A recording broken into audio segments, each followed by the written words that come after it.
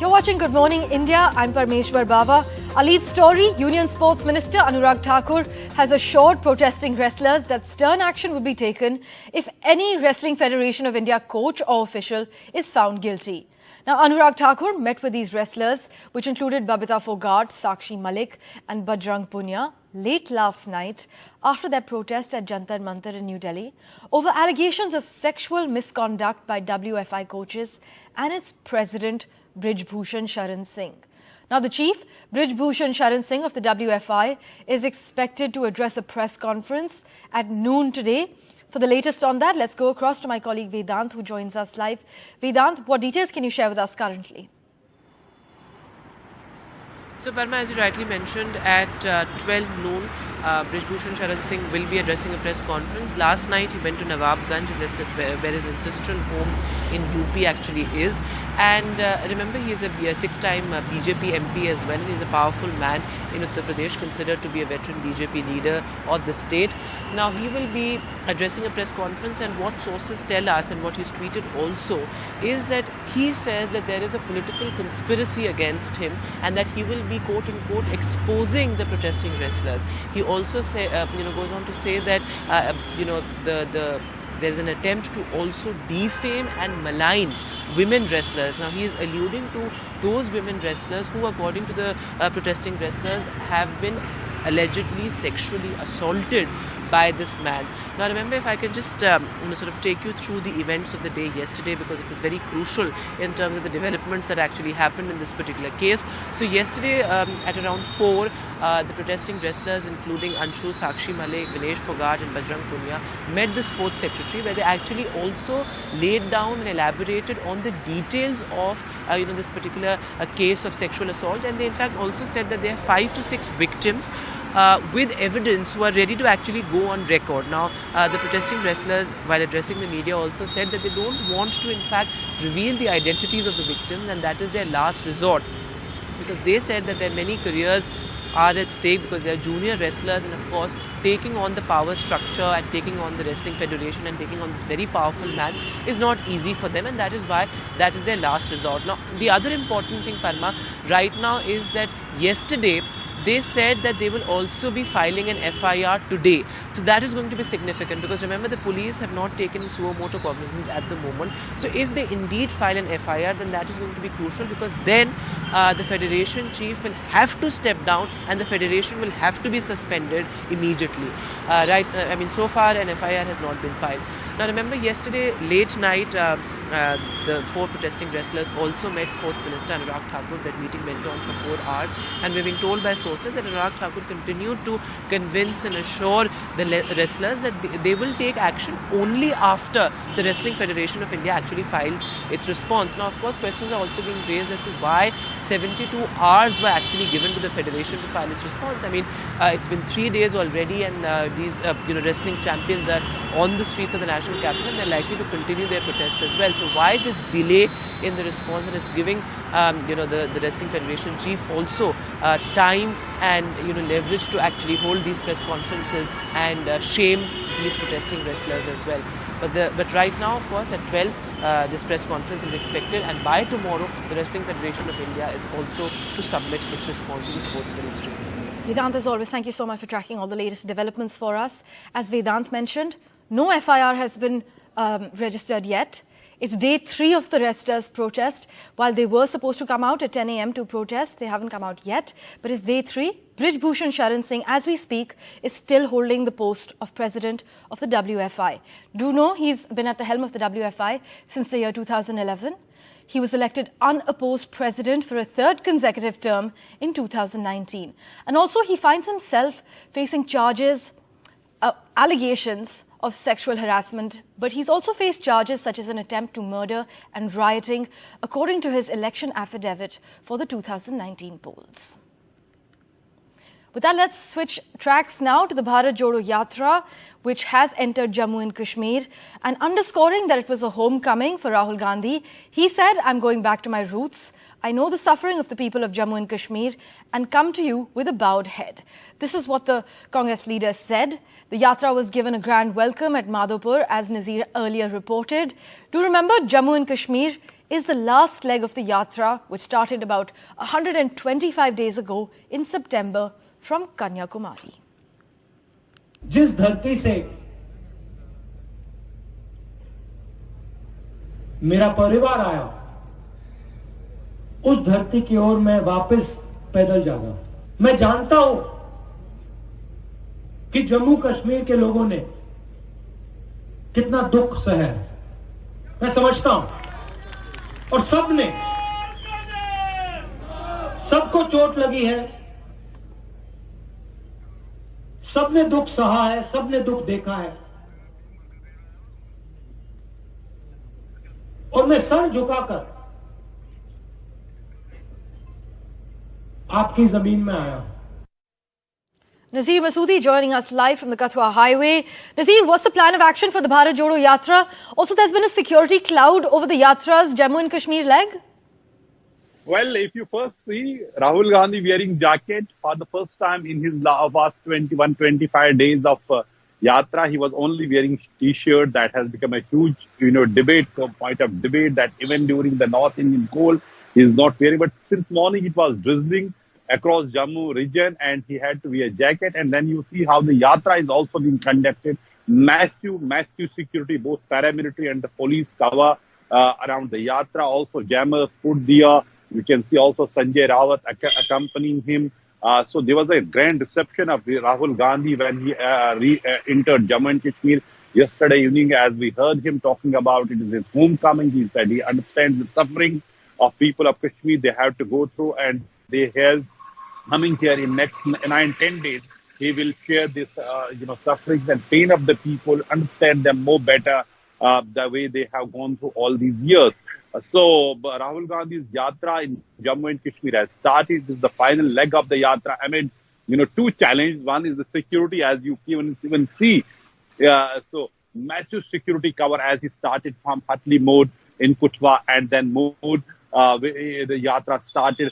He's completely covered by the military and the paramilitary and the police forces, and only those people who are authorized to accompany him, be close to him, are allowed here.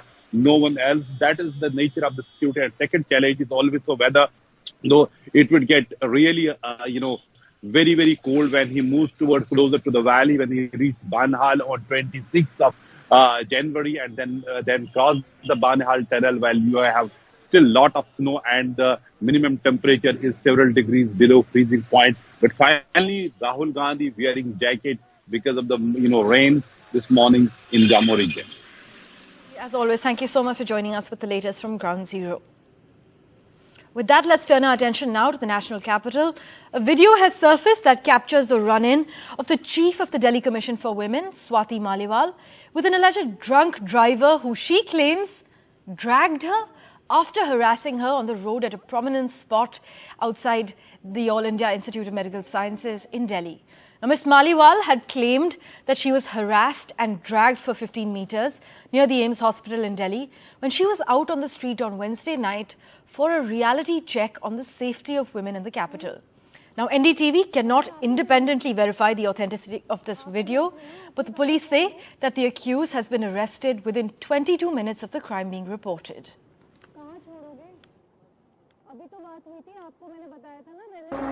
Sorry? आवाज नहीं आ रही आपकी क्या? कहाँ छोड़ेंगे? हाँ? मेरे को तो बाहर जाना है, मेरे रिलेटिव्स आ रहे हैं.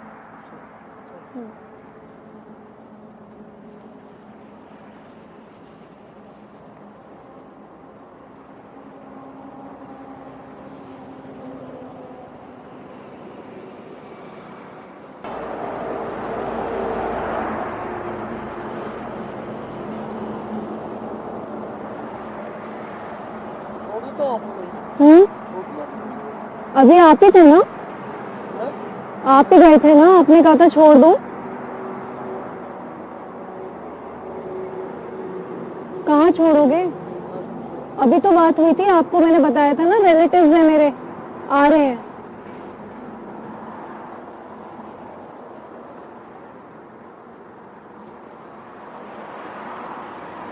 कहाँ छोड़ोगे? हाँ? कहाँ कहाँ पे छोड़ोगे वही तो पूछ रही हूँ। मतलब आप दूसरी बार घूम के आए हो ना, मैं आपको बार बार कह रही हूँ कि मेरे को नहीं छुड़वाना कहीं पे भी, है ना।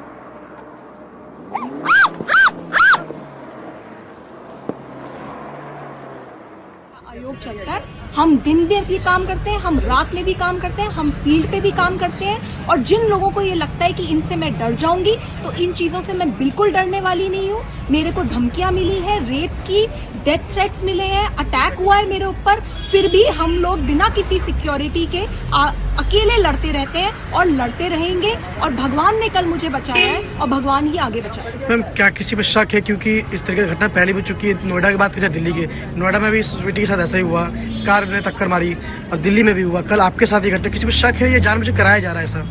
दिल्ली पुलिस ने एक आदमी को अरेस्ट करा है, उसको मेरे को आइडेंटिफाई करवाया गया है, मैंने उसे आइडेंटिफाई कराया है। और जब मैंने उससे पूछा कि तुमने पी रखी थी, क्योंकि वो बहुत ज्यादा उससे बदबू आ रही थी दारू की, और जब मैंने पूछा तो उसने माना कि हाँ उसने पी रखी थी। और इनफैक्ट उसकी गाड़ी में भी बाद में मैंने देखा, उसकी गाड़ी में दारू पड़ी थी, उसकी गाड़ी में ग्लासेस पड़े थे। तो मुझे समझ नहीं आता कि एक तरफ तो इतने बड़े बड़े वादे करे जाते हैं कि दिल्ली में पूरी तरीके से सुरक्षा अब है, और एक तरफ ये हाल कि दिल्ली में पूरी तरीके से सुरक्षा अब है, और एक तरफ ये हाल कि मतलब दिल्ली महिला आयोग की अध्यक्ष ही सुरक्षित नहीं है। और कोई भी लड़की अगर सड़क पे खड़ी है अकेले, तो उसको इस तरीके का हैरेसमेंट फेस करना पड़ता है, और कोई लड़की बच जाती है और कोई लड़की अंजलि बन जाती है।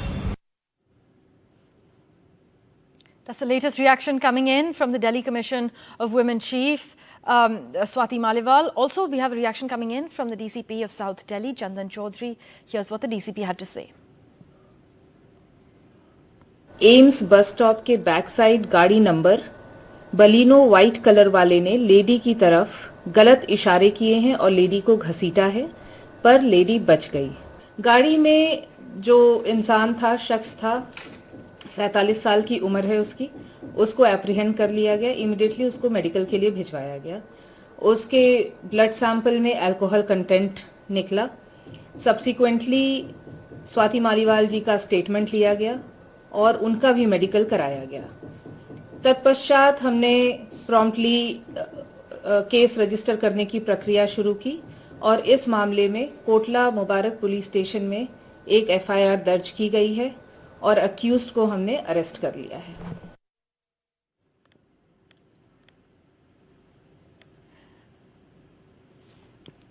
Right, that's the latest video that we've got access to of the incident from early Thursday morning, actually 3 a.m. is what Swati Maliwal claims, of her being dragged allegedly by a driver who she now claims was consuming alcohol. And when she got into the car, she said that she could see the alcohol and that the driver, the accused driver that's been arrested now, did admit that he was under the influence while he was driving. Let's turn our attention to a very crucial story we're tracking.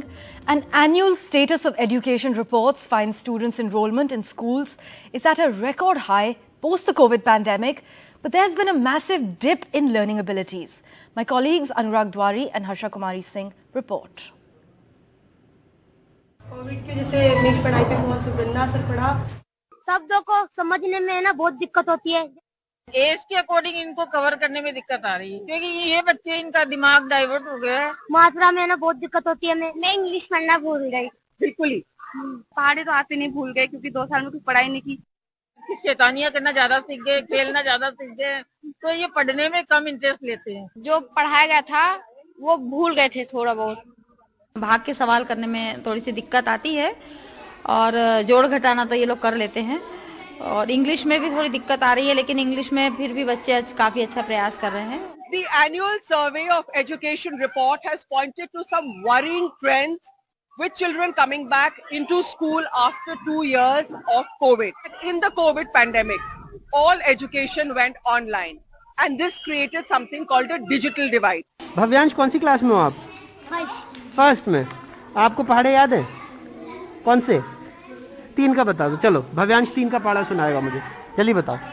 3 हाँ, अरे 3 दूनी 6 तुम पेट में रख लिया तुमने।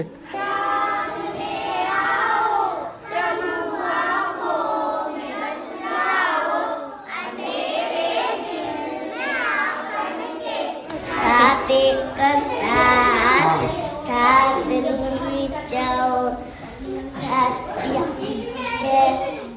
2 years of the pandemic, learning went online, but that created a huge digital divide. Children from lower income families just didn't have access to smartphones. Children from class 3 to 5 have shown a significant drop in reading abilities.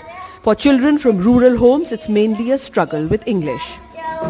बताओ, आप लोग ने जो पढ़ाई किया था Covid में, कितने लोगों के पास फोन था, कितने बच्चों के पास फोन था पढ़ने के लिए, और कितने के पास नहीं था? नहीं था, आप लोगों के पास फोन नहीं था। तो जब आप 2 साल के बाद स्कूल में वापस आए तो आपको क्या दिक्कत हुआ? इंग्लिश पढ़ना भूल गए थे हम। मिस्टेक होती थी इंग्लिश पढ़ने में। इंग्लिश पढ़ना भूल गए थे। हम जो याद करते थे ना, जो वापस ना थोड़ा थोड़ा भूल जाते थे। जो याद करके हमें सुनाना होता था ना, उसमें थोड़ा थोड़ा हम मिसिंग हो जाता था। हम भूल जाते थे कि हमें क्या सुनाना था। जैसे प्रॉब्लम होने लगी थी। अच्छा, आप इंग्लिश में ज्यादा भूलते थे या हिंदी में? इंग्लिश में।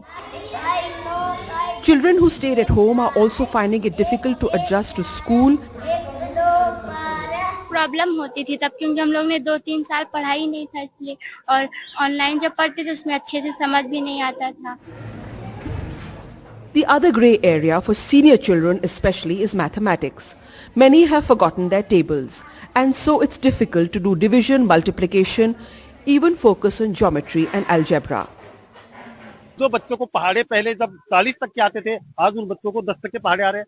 जोड़ बाकी गुणा बाकी बात करेंगे तो उनको जो डिवीजन है, भाग के जो सवालात है या गुणा के सवालात है, वो भूल गए हैं। ऐसे में ये जो एनुअल रिपोर्ट है, इस रिपोर्ट के आधार पर सरकार को चाहिए इसको रिकवर करे, चाहे वो ब्रिज कोर्सेज कराए या फिर एक्स्ट्रा कोई क्लासेज जो है, जैसे समर वेकेशन है या जो विंटर वेकेशन है, इसके अंदर एक्स्ट्रा क्लासेज लगा करके उस जो कमी रह गई है उसकी भरपाई की जा सकती है। Well, what else can we say? कोशिश करने वालों की कभी हार नहीं होती। In Bhopal, with camera person Rizwan Khan, Anurag Thakur for NDTV. And as children return to full-fledged school in larger numbers than before, the education system needs to address not just the numbers but also the gaps in learning. With Anurag Thakur in Bhopal, in Jaipur, Harsha Kumari Singh, NDTV.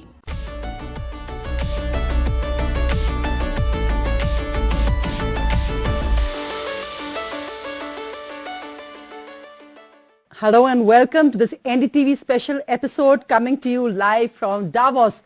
Well, we are talking about India meaning business. Who better to discuss this with? I've got with me a senior Telangana minister, KTR as he's popularly known. It's his brand, as people say now. Also with me is Rajan Mittal of Bharti Airtel and Chandrajit Banerjee of the Confederation of Indian Industry. Thank you all very much for being here. Thank you for having us. KTR, it's great you're here. At the time, your party is going national. We've got 4 chief ministers at a rally in India as we speak. Why did you think it was so important to be in Davos at this time? Well, I think politics and economics both have to go hand in hand, and I'm a firm believer that economics has to take center stage if India has to really move forward. 5 years is once when an election happens.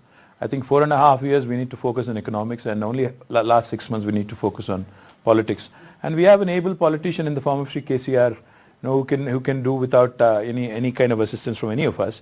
So therefore, I think juggling the kind of optimism, the kind of enthusiasm that there is towards India, especially post-pandemic, is something that's palpable. And now, if we don't seize that small window of opportunity, it would be a great disservice to the nation, great disservice to our people. The one thing I lament, and the one thing I keep telling lots of people I meet is, back in 1987, when both India and China, countries of similar size in terms of population, had the same exact economy size as well in terms of GDP. But today, 35 years later, if you look back, they're at 16 trillion, we are still languishing at 3 trillion. Now, what went wrong, I can go on criticize, but I'd not do that. I'd say that now is the time for India to really fast track, get onto the accelerated growth mode, seize the window of opportunity, go at it, and that's why you have 6 Indian states here, not 1, displaying and ensuring that we catch the attention of the global investors, making sure that their state is the gateway into India. So I think there can't be a better platform. The same set of people, Rajan also, I can't meet him in India very often. I have to come to Davos to meet, not just Rajan, the same set of people, if I had to meet, across time zones, it would take me a year. But I'll meet the same guys here in 3 days. So it's about building relations, it's about attracting investment and positioning your state. There are actually three major themes I'm going to pick up on your answer from, but I wanted to ask Mr. Mittal that really when we're looking at Indian politicians, Indian states, looking at global investment, what do you think is really the next step needed to accelerate the whole India story? We're hearing people in Davos saying this is going to be the India decade. What's your perspective on that? Kind of a veteran, I've been in Davos many times, and I've seen out of a few years India's story is talked about. But have we been able to really encash it? The answer is no. But this time I think, as they say, constellational stars are kind of aligned. Two major powers are fighting.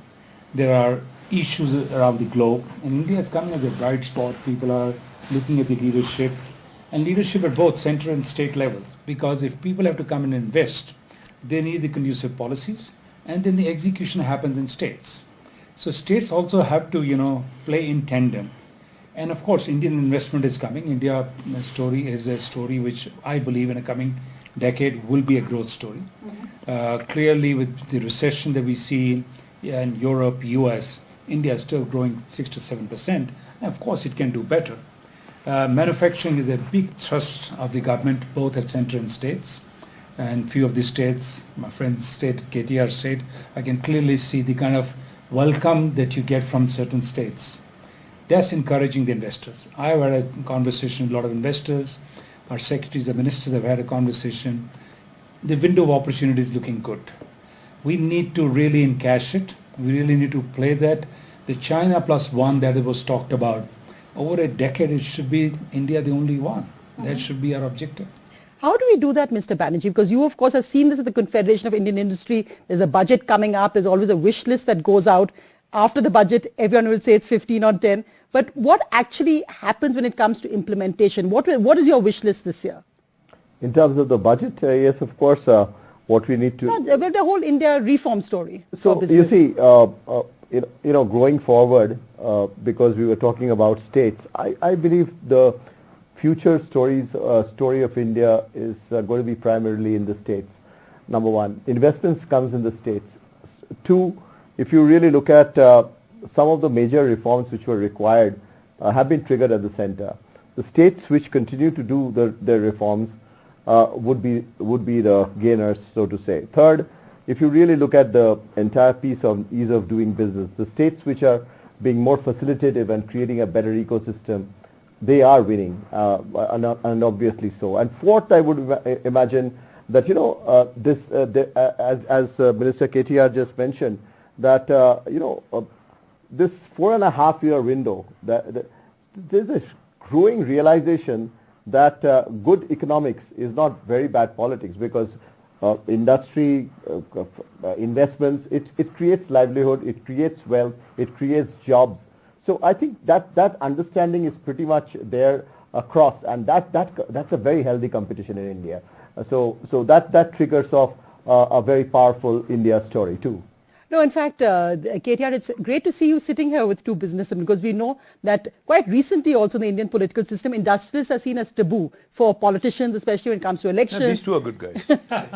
Many are good guys in politicians and businessmen, but you know what it is. The political rhetoric often targets around that, that it's in the big business isn't good news or it isn't good politics. But you don't mind sitting with businessmen, and you don't mind saying that we need business, we need reform, because we've seen what happened when it comes to issues like, say, whether it's the farm laws, whether it's the old pension system coming back in many states, that there's often this conflict between what India Inc. or corporate India thinks is good politics and what politicians think is good politics. Before I get into that, I'd just add on to what Rajan said. Sure. If the next decade is India's decade, or if it has to be India's, with capital flow coming into us, I think three things are very important. And very often, we hear, the whole discussion centered around how government needs to do more. I think there are three things which are fundamentally important. If you look at India as a country, 50% of India is less than the age of 27. 65% of India is less than the age of 35. Now that's it's not the demographic dividend I'm talking about. In a knowledge economy, I think the think force that India has today, the young think force, no other country on the planet has it. Now the biggest challenge for us as governments, as industry, is to forge the right kind of partnerships. Now that is what can be done at Davos. That is what can be done at these in other similar forums. Now the point I'm trying to make here is, it's not always about capital. Of course, capital is important, but we also need to realize that there are unleveraged resources within our own country, and that's what the government's responsibility is. For instance, Canadian pensioners' money is used in infra projects in India. Where is the Indian pensioners' money? Since you mentioned OPS and CPS, where is the Indian pensioners' money? It's lying somewhere in a fixed deposit or some bank account somewhere. Lakhs and lakhs of crores of rupees, unleveraged, unutilized. And the third thing I'll tell you about is technology and its ability to serve as a force multiplier. I'm a firm believer that India has to position itself as in a hybrid mode between China and US. If you look at it, China is the factory of the world, US is considered the knowledge economy of the world. Now India can ideally position itself as a in-between, where manufacturing can also happen. At the same time, knowledge economy can drive the high value potential that India can leverage when the young think force that I just talked about. Having said that, going back to your question, wealth creation in India historically has not been appreciated.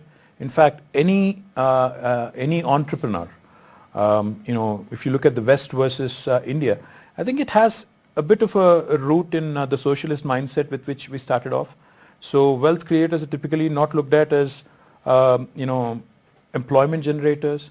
They're looked at with suspicion. That's a fact. But if you look at the West and the capitalist world that there is, each and every wealth creator, including Elon Musk, they're poster boys.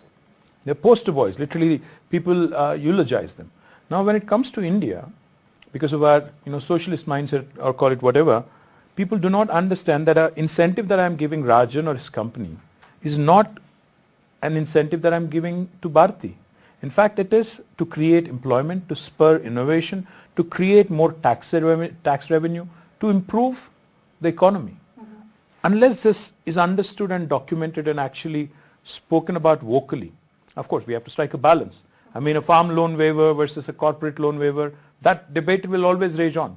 Because, depending on where you sit, in opposition or in government, I guess you kind of latch on to the rhetoric. But the fact is, India needs to find that balance. India needs to ensure that we understand wealth creation is important.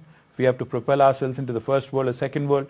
We need to encourage wealth creation. We need to encourage our entrepreneurs and startups.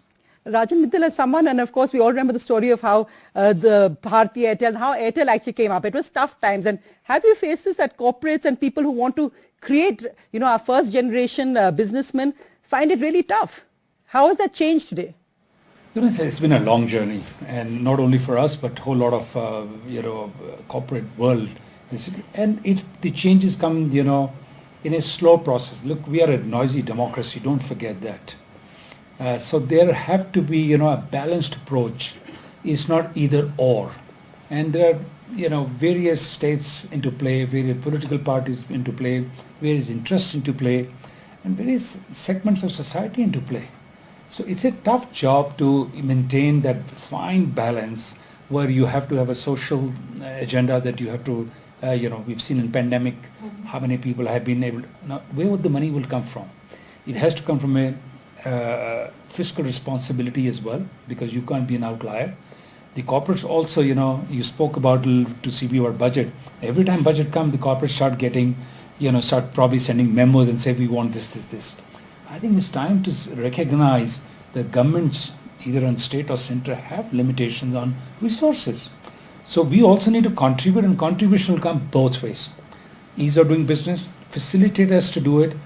Where is the reason for me to put my capital, if not in India, which is today doubted the best market, the largest market? People from outside are looking to in India, and if Indians start looking out, that's a huge problem, which means we need facilitation. We don't need any, let me say, favors, if I may use that word. We need facilitation. Leave us alone to do business. We're happy. Leave us alone to do business. Mr. Banerjee, what would your, if you had to ask the finance minister, the prime minister now, what would be the three things on top of your agenda as we go into 2023, and hopefully in a time, and it's a very difficult global time as well, which will have some impact on India? See, there are two ways of looking at it. One is the principles. Number one, today we talk about ease of doing business. One which is very important aspect of business, doing business both by a foreign firm or an Indian firm, is the cost of doing business. So one of the things that we have been saying very strongly is that industry need not be, there is no need for, these subsidies, the SOPs that sometimes come and build better infrastructure with it, and facilitate business. Things will happen on its own. And industry, you just facilitate business. So that's one point. So when India came down on its tax 25%, it was a big thing to happen, and you see the tax buoyancy today. So I think we need to make it much more facilitative through those means. Second, one of the most important things would be, of course, how do you create employment. So we really need to look at some of these, employment generating sectors, which is very important. Today, world over, the issue is employment. It's just not India. So we need to look at those employment generating sectors, like the services sector. Look at the healthcare sector, say, for instance. So these are areas where India can do massive sort of changes if there is a tourism czar. And again, by the way, the tourism, it's also is a lot to do with the states. So there is a center-state coordination game which can be played to really market India as a tourism spot. Third, of course, we talk about this China +1 and India as an alternate destination. India has today, you look at Davos this year, it's very clearly that India is not just the sweet spot, but it's perhaps a much more safer spot to do business in. So I think we need to be much more bolder in marketing India as a very strong, stable destination to do business.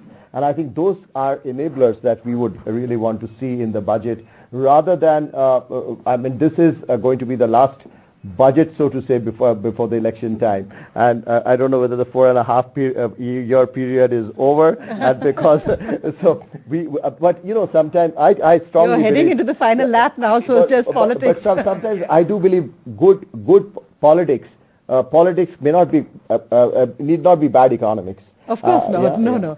And actually, it's great, Ketia, to hear really about. I spoke to Mr. Iyer earlier of the Niti Aayog, who said it's Team India in Davos, and it's wonderful to see all the states together and you talking about the India story. But as soon as we get back home, it's going to be a very different from cooperative federalism to competitive federalism. Nothing wrong with that. India is full of contradictions and juxtapositions. What is wrong in that? We are outside of the country, therefore I'm an Indian first.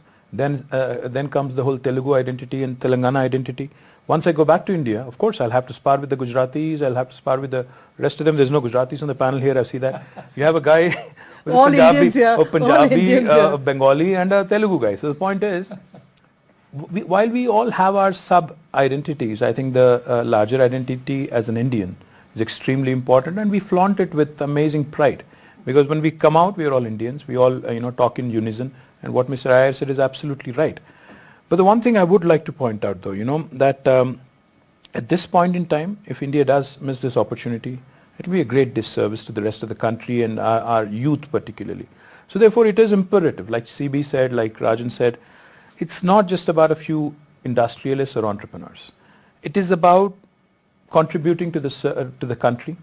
Creating employment is about generating wealth for the nation, propelling ourselves from this whole third world country into a second world and first world.